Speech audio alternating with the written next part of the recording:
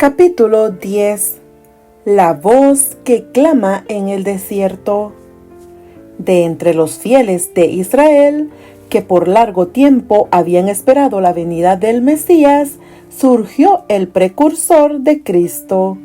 El anciano sacerdote Zacarías y su esposa Elizabeth eran justos delante de Dios, y en su vida tranquila y santa, la luz de la fe resplandecía como una estrella en medio de las tinieblas de aquellos días malos.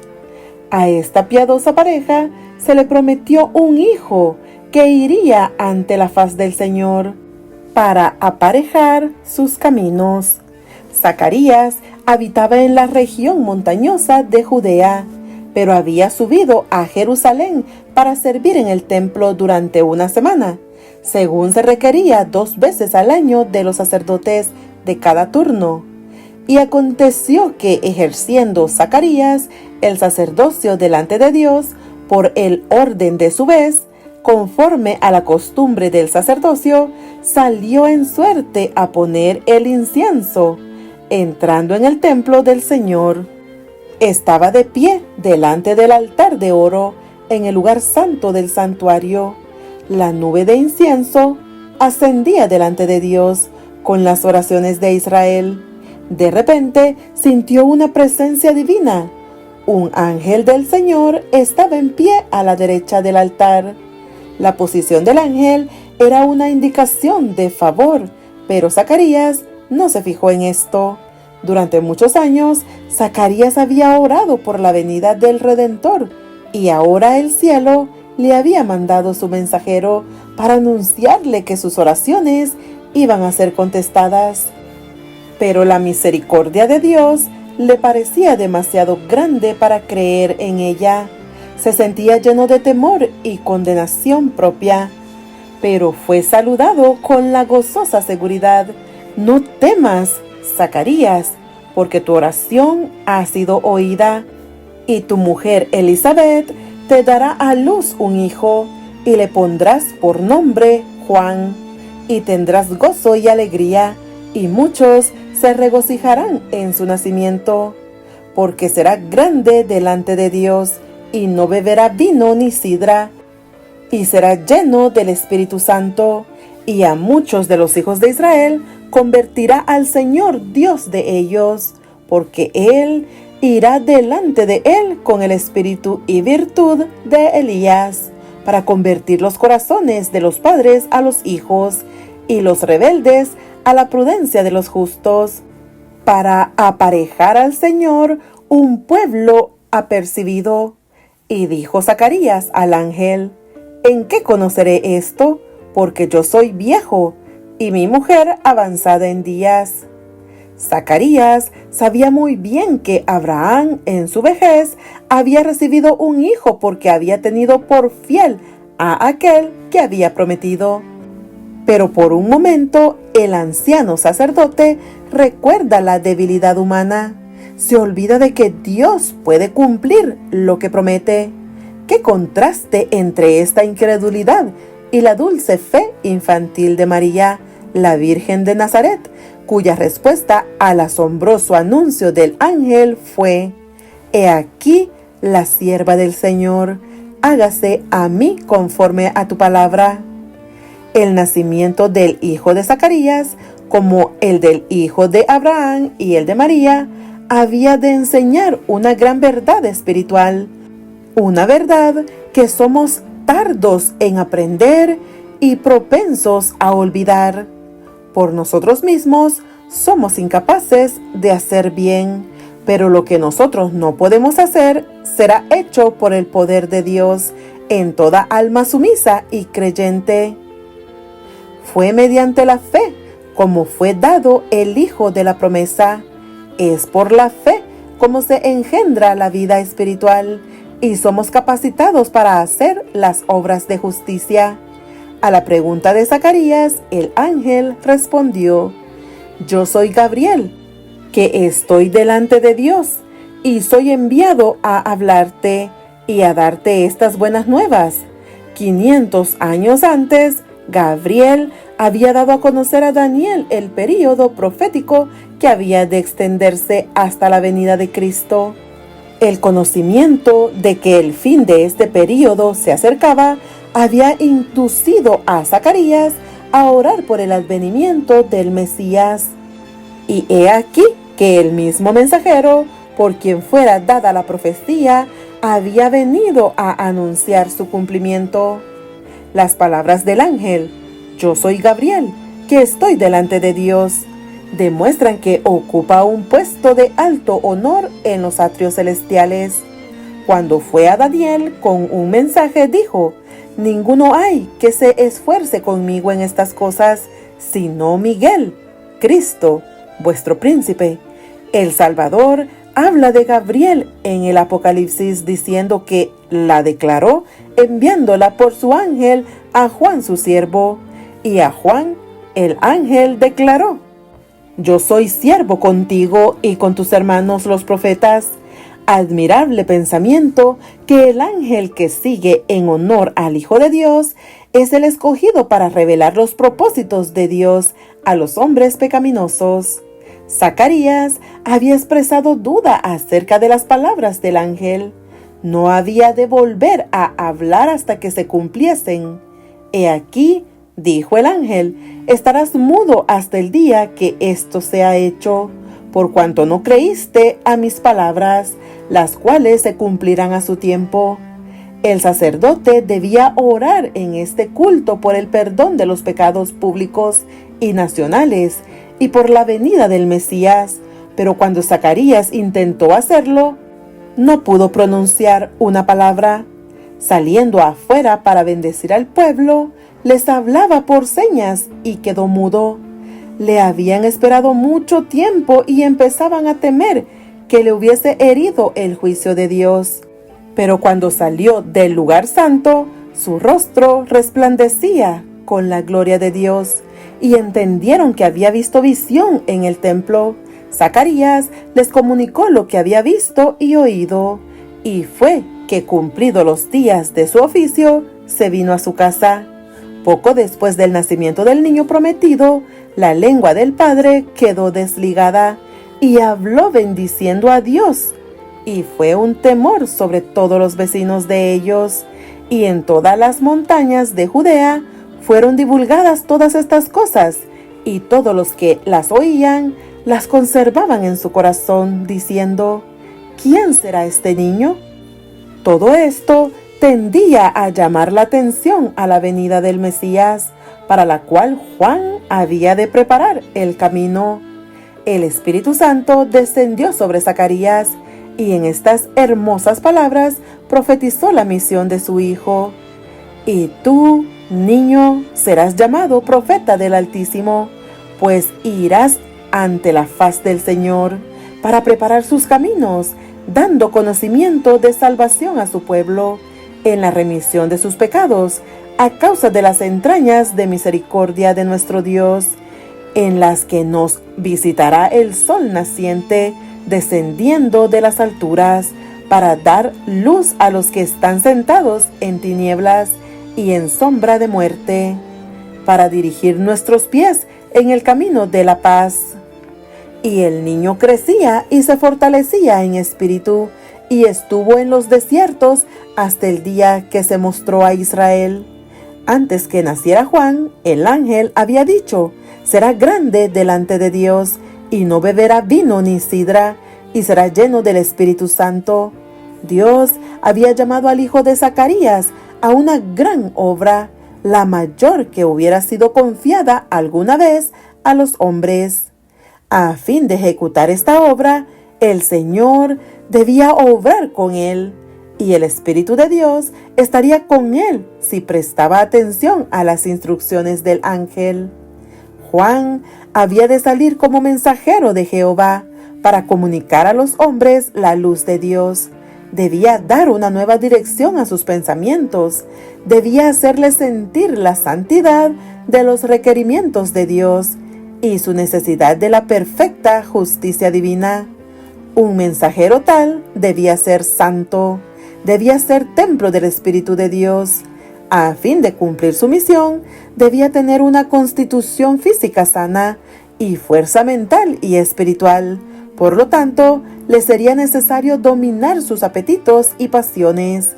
Debía poder dominar todas sus facultades para poder permanecer entre los hombres tan inconmovible frente a las circunstancias que le rodeasen como las rocas y montañas del desierto. En el tiempo de Juan el Bautista, la codicia de las riquezas y el amor al lujo y a la ostentación se habían difundido extensamente.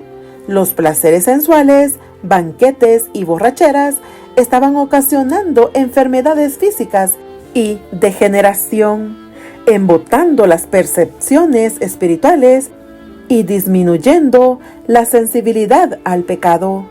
Juan debía destacarse como reformador. Por su vida abstemia y su ropaje sencillo, debía reprobar los excesos de su tiempo. Tal fue el motivo de las indicaciones dadas a los padres de Juan, una lección de temperancia dada por el ángel del trono celestial. En la niñez y la juventud es cuando el carácter es más impresionante. Entonces es cuando debe adquirirse la facultad del dominio propio. En el hogar y la familia se ejercen influencias cuyos resultados son tan duraderos como la eternidad. Más que cualquier dote natural, los hábitos formados en los primeros años deciden si un hombre vencerá o será vencido en la batalla de la vida. La juventud es el tiempo de la siembra, determina el carácter de la cosecha para esta vida y la venidera. Como profeta, Juan había de convertir los corazones de los padres a los hijos y los rebeldes a la prudencia de los justos, para aparejar al Señor un pueblo apercibido. Al preparar el camino para la primera venida de Cristo, representaba a aquellos que han de preparar un pueblo para la segunda venida de nuestro Señor. El mundo está entregado a la sensualidad, abundan los errores y las fábulas. Se han multiplicado las trampas de Satanás para destruir a las almas. Todos los que quieran alcanzar la santidad en el temor de Dios deben aprender las lecciones de temperancia y dominio propio. Las pasiones y los apetitos deben ser mantenidos sujetos a las facultades superiores de la mente. Esta disciplina propia es esencial para la fuerza mental y la perfección espiritual que nos han de habilitar para comprender y practicar las sagradas verdades de la palabra de Dios. Por esta razón, la temperancia ocupa un lugar en la obra de prepararnos para la segunda venida de Cristo. En el orden natural de las cosas, el hijo de Zacarías habría sido educado para el sacerdocio, pero la educación de las escuelas rabínicas le habrían arruinado para su obra. Dios no le envió a los maestros de teología para que aprendiese a interpretar las escrituras. Le llamó al desierto para que aprendiese de la naturaleza y del Dios de la naturaleza. Fue en una región solitaria donde halló hogar, en medio de las colinas áridas, de los desfiladeros salvajes y las cuevas rocosas. Pero él mismo quiso dejar a un lado los goces y lujos de la vida y prefirió la severa disciplina del desierto. Allí lo que le rodeaba era favorable a la adquisición de sencillez y abnegación. No siendo interrumpido por los clamores del mundo, podía estudiar las lecciones de la naturaleza, de la revelación y de la providencia. Las palabras del ángel a Zacarías habían sido repetidas con frecuencia a Juan por sus padres temerosos de Dios. Desde la niñez se le había recordado su misión y él había aceptado el cometido sagrado. Para él, la soledad del desierto era una manera bienvenida de escapar de la sociedad en la cual las sospechas, la incredulidad y la impureza lo compenetraban casi todo. Desconfiaba de su propia fuerza para resistir la tentación y huía del constante contacto con el pecado, a fin de no perder el sentido de su excesiva pecaminosidad. Dedicado a Dios como nazareno desde su nacimiento, hizo el mismo voto de consagrar su vida a Dios. Su ropa era la de los antiguos profetas, un manto de pelo de camello ceñido a sus lomos por un cinturón de cuero. Comía langostas y miel silvestre que hallaba en el desierto y bebía agua pura de las colinas. Pero Juan no pasaba la vida en ociosidad, ni en lobreguez ascética o aislamiento egoísta. De vez en cuando salía a mezclarse con los hombres y siempre observaba con interés lo que sucedía en el mundo. Desde su tranquilo retiro, vigilaba el desarrollo de los sucesos. Con visión iluminada por el Espíritu Divino, estudiaba los caracteres humanos para poder saber cómo alcanzar los corazones con el mensaje del cielo. Sentía el peso de su misión. En la soledad, por la meditación y la oración, trataba de fortalecer su alma para la carrera que le esperaba. Aun cuando residía en el desierto, no se veía libre de tentación. En cuanto le era posible, cerraba todas las avenidas por las cuales Satanás podría entrar, y sin embargo, era asaltado por el tentador. Pero sus percepciones espirituales eran claras. Había desarrollado fuerza de carácter y decisión, y gracias a la ayuda del Espíritu Santo podía reconocer los ataques de Satanás y resistir su poder. Juan hallaba en el desierto su escuela y su santuario. Como Moisés entre las montañas de Madián, se veía cercado por la presencia de Dios y por las evidencias de su poder. No le tocaba morar, como al gran jefe de Israel, entre la solemne majestad de las soledades montañosas, pero delante de él estaban las alturas de Moab, al otro lado del Jordán, hablándole de aquel que había asentado firmemente las montañas y las había rodeado de fortaleza. El aspecto lóbrego y terrible de la naturaleza del desierto donde moraba representaba vívidamente la condición de Israel. La fructífera viña del Señor había llegado a ser un desierto desolado, pero sobre el desierto los cielos se inclinaban brillantes y hermosos. Las oscuras nubes, formadas por la tempestad, estaban cruzadas por el arco iris de la promesa. Así también, por encima de la degradación de Israel, resplandecía la prometida gloria del reinado del Mesías. Las nubes de ira estaban cruzadas por el arco iris de su pactada misericordia. A solas, en la noche silenciosa, leía la promesa que Dios hiciera a Abraham de una posteridad tan innumerable como las estrellas.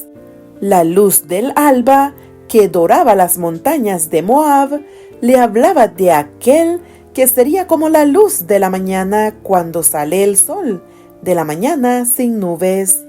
Y en el resplandor del mediodía veía el esplendor de la manifestación de Dios, cuando se revelará la gloria de Jehová, y toda carne juntamente la verá. Con espíritu alegre, aunque asombrado, buscaba en los rollos proféticos las revelaciones de la venida del Mesías, la simiente prometida que había de aplastar la cabeza de la serpiente, el Silo, el pacificador, que había de aparecer antes que dejase de reinar un rey en el trono de David. Ahora había llegado el momento. Un gobernante romano se sentaba en el palacio del monte Sión. Según la segura palabra del Señor, el Cristo ya había nacido.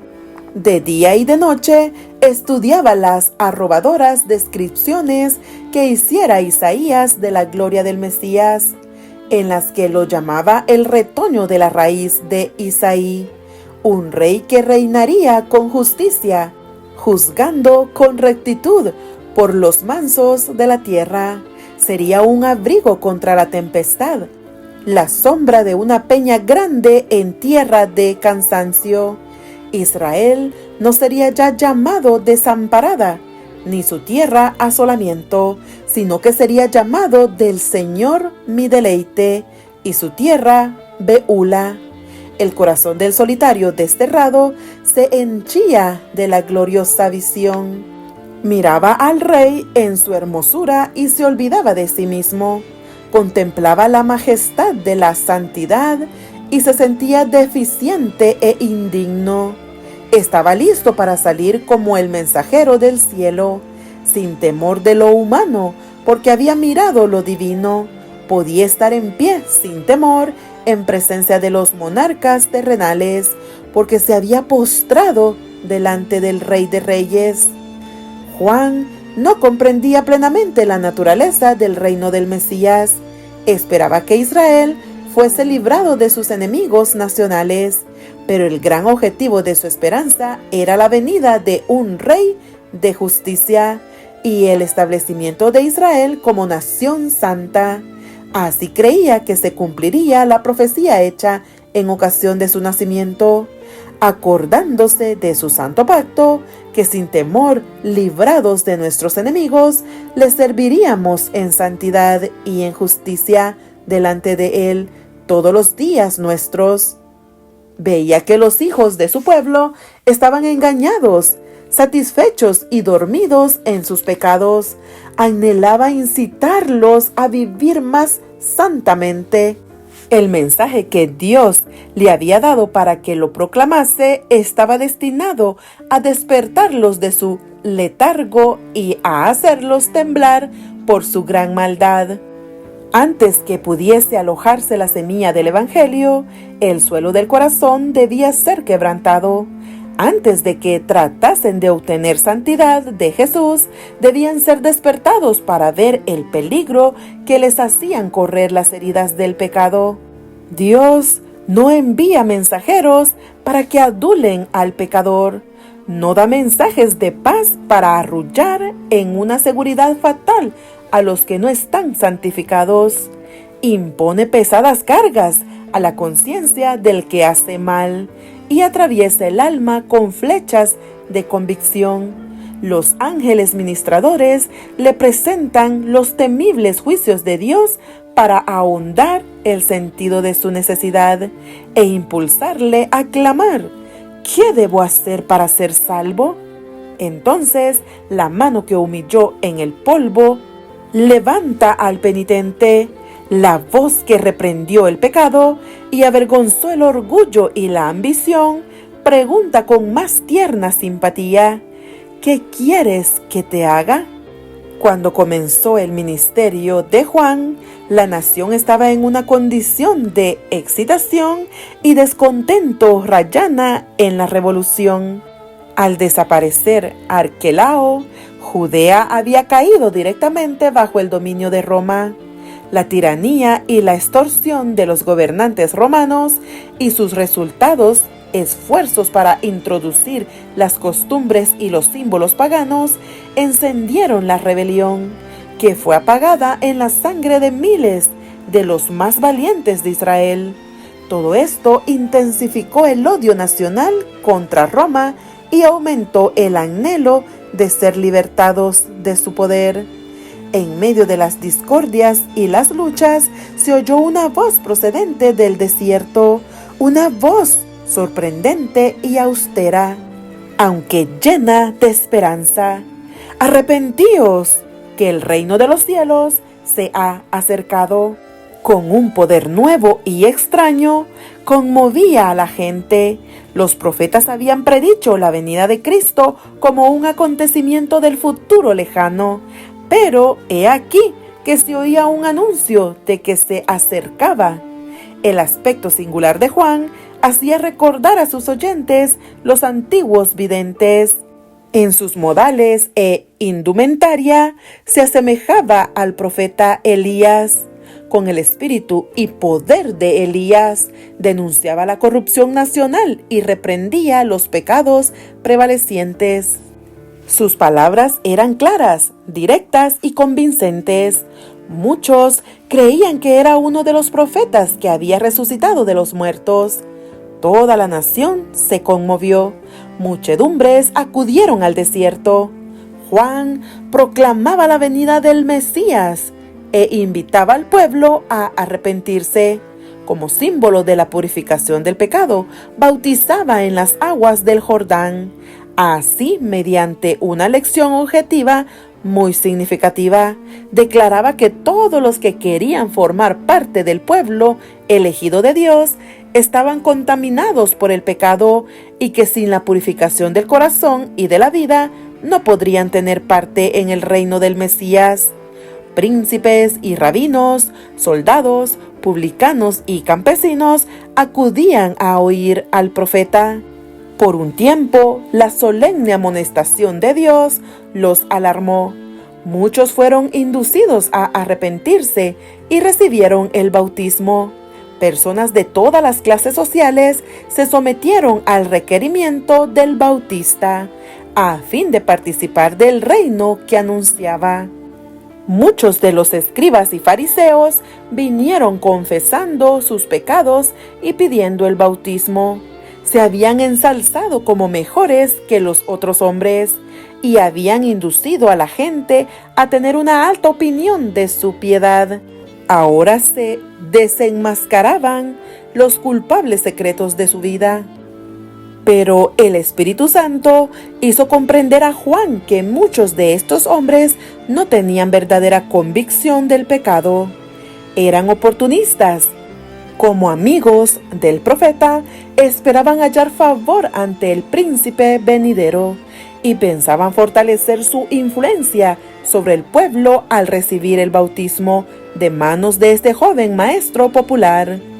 Juan les hizo frente con la abrumadora pregunta: «Oh generación de víboras, ¿quién os enseñó a huir de la ira que vendrá?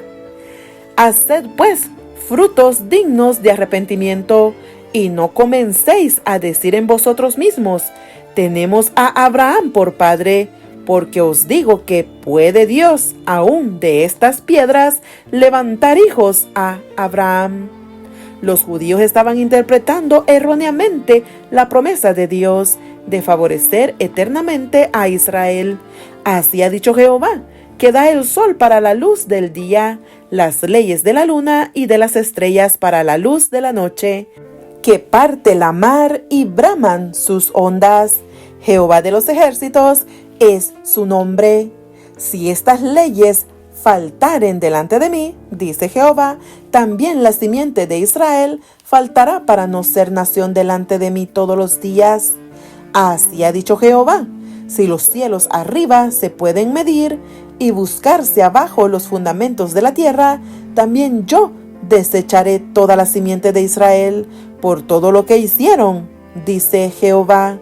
Los judíos consideraban que su descendencia natural de Abraham les daba derecho a esta promesa, pero pasaban por alto las condiciones que Dios había especificado. Antes de hacer la promesa, había dicho: «Daré mi ley en sus entrañas y escribirélas en sus corazones, y seré yo a ellos por Dios, y ellos me serán por pueblo, porque perdonaré la maldad de ellos y no me acordaré más de su pecado». El favor de Dios se asegura a aquellos en cuyo corazón está escrita su ley. Son uno con Él. Pero los judíos se habían separado de Dios. A causa de sus pecados, estaban sufriendo bajo sus juicios. Esta era la causa de su servidumbre a una nación pagana. Los intelectos estaban oscurecidos por la transgresión, y porque en tiempos pasados el Señor les había mostrado tan grande favor, disculpaban sus pecados, se lisonjeaban de que eran mejores que otros hombres, con derecho a sus bendiciones. Estas cosas son escritas para nuestra admonición, en quienes los fines de los siglos han parado. Con cuánta frecuencia interpretamos erróneamente las bendiciones de Dios y nos lisonjeamos de que somos favorecidos a causa de alguna bondad nuestra. Dios no puede hacer en favor nuestro lo que anhela hacer. Sus dones son empleados para aumentar nuestra satisfacción propia y para endurecer nuestro corazón en la incredulidad y el pecado. Juan declaró a los maestros de Israel que su orgullo, egoísmo y crueldad demostraban que eran una generación de víboras, una maldición mortal para el pueblo, más bien que los hijos del justo y obediente Abraham. En vista de la luz que habían recibido de Dios, eran peores que los paganos, a los cuales se creían tan superiores. Habían olvidado la roca de la cual habían sido cortados y el hoyo del cual habían sido arrancados. Dios no dependía de ellos para cumplir su propósito. Como había llamado a Abraham de un pueblo pagano, podría llamar a otros a su servicio. Sus corazones podían aparentar ahora estar tan muertos como las piedras del desierto, pero su espíritu podía vivificarlos para hacer su voluntad y recibir el cumplimiento de su promesa. Y ya también, decía el profeta, el hacha está puesta a la raíz de los árboles. Todo árbol, pues, que no hace buen fruto, es cortado y echado en el fuego. No por su nombre, sino por sus frutos, se determina el valor de un árbol. Si el fruto no tiene valor, el nombre no puede salvar al árbol de la destrucción. Juan declaró a los judíos que su situación delante de Dios había de ser decidida por su carácter y su vida. La profesión era inútil si su vida y su carácter no estaban en armonía con la ley de Dios. No eran su pueblo. Bajo sus escrutadoras palabras, sus oyentes quedaron convencidos. Vinieron a él preguntando: «Pues, ¿qué haremos?». Él contestó: «El que tiene 2 túnicas, dé al que no tiene, y el que tiene que comer, haga lo mismo». Puso a los publicanos en guardia contra la injusticia y a los soldados contra la violencia. Todos los que se hacían súbditos del reino de Cristo, decía él, debían dar evidencia de fe y arrepentimiento. En su vida debía notarse la bondad, la honradez y la fidelidad. Debían atender a los menesterosos y presentar sus ofrendas a Dios. Debían proteger a los indefensos y dar un ejemplo de virtud y compasión. Así también los seguidores de Cristo darán evidencia del poder transformador del Espíritu Santo. En su vida diaria se notará la justicia, la misericordia y el amor de Dios.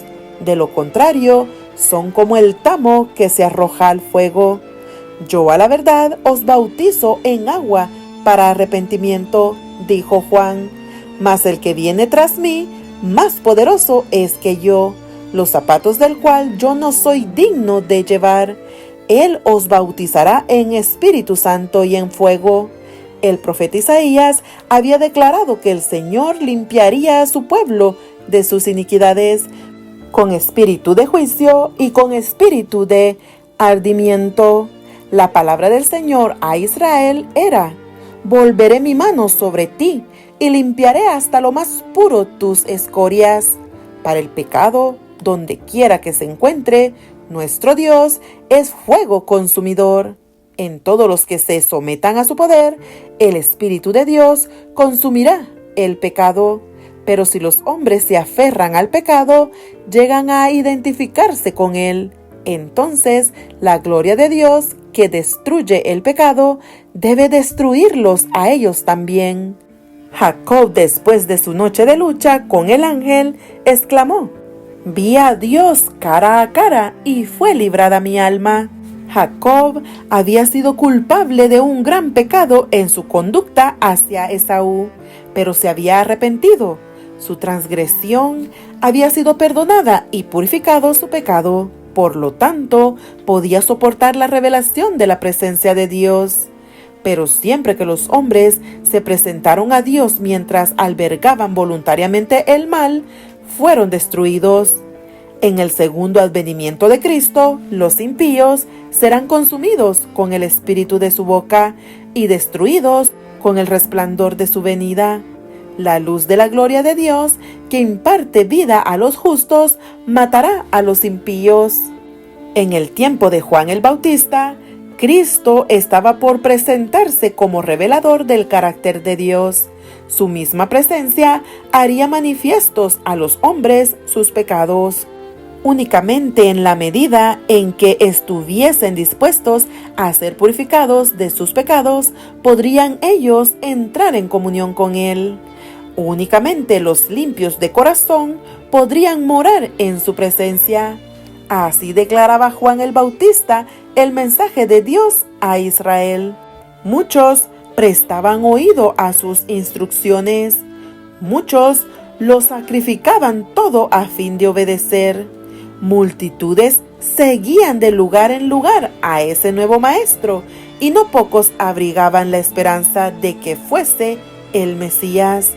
Pero al ver Juan que el pueblo se volvía hacia él, buscaba toda oportunidad de dirigir su fe a aquel que había de venir.